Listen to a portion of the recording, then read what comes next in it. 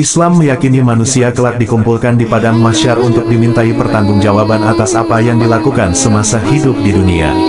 Pada saat itu manusia disebut akan terbagi dalam 3 golongan.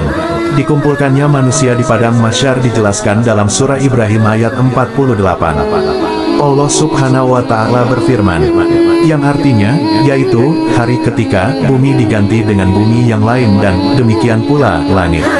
Mereka, manusia, berkumpul di padang mahsyar, menghadap Allah yang Maha Esa lagi Maha Perkasa. Menurut tafsir Ibnu Katsir yang diterjemahkan Muhammad Abdul Ghaffar, ayat tersebut menjelaskan bahwa semua makhluk keluar dari kuburannya untuk menghadap Allah Subhanahu wa Ta'ala. Janji Allah Subhanahu wa Ta'ala tersebut terjadi pada hari kiamat, sebagaimana dijelaskan dalam As-Sahihain melalui hadis Abu Hazim dari Sahal Ibnu Sa'ad. Rasulullah Shallallahu Alaihi Wasallam pernah bersabda, artinya, kelak manusia di hari kiamat akan dihimpunkan di bumi yang putih lagi tandus seperti perak yang putih bersih, tiada suatu tanda pun bagi seseorang padanya.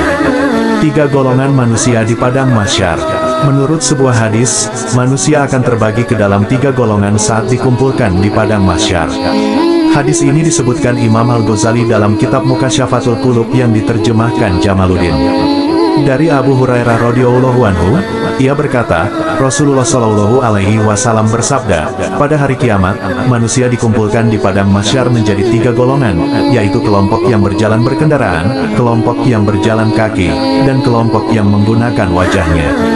Seseorang bertanya, wahai Rasulullah, bagaimana mereka berjalan menggunakan wajah mereka?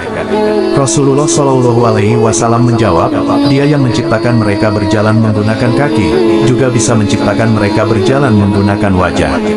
Terkait hadis tersebut, Imam Al-Ghazali menafsirkan bahwa dalam tabiat manusia terhadap pengingkaran terhadap sesuatu yang belum diketahuinya dengan baik. Kata Imam Al-Ghazali, seandainya manusia tidak pernah melihat ular berjalan menggunakan perutnya, tentu dia akan menyangkal kemungkinan berjalan menggunakan selain kaki. Berjalan menggunakan kaki juga dianggap mustahil bagi orang yang tidak pernah menyaksikannya. Demikian analogi Imam Al-Ghazali terkait pengetahuan tentang hari kiamat. Maka, hendaklah engkau tidak mengingkari sesuatu yang berkaitan dengan keajaiban hari kiamat. Karena apa yang terjadi di hari kiamat itu berbeda terhadap analogi peristiwa di dunia, jelas sang Hujatul Islam. Imam Ibnu Katsir dalam kitab Al-Bidayah yang diterjemahkan Nurdiana Hamdani turut memaparkan hadits tentang golongan manusia saat dikumpulkan di padang mahsyar. Dari Abu Dzar radhiyallahu anhu ia mengatakan bahwa Rasulullah Shallallahu Alaihi Wasallam berkata kepadanya, sesungguhnya, manusia akan dikumpulkan pada hari kebangkitan dalam 3 kelompok.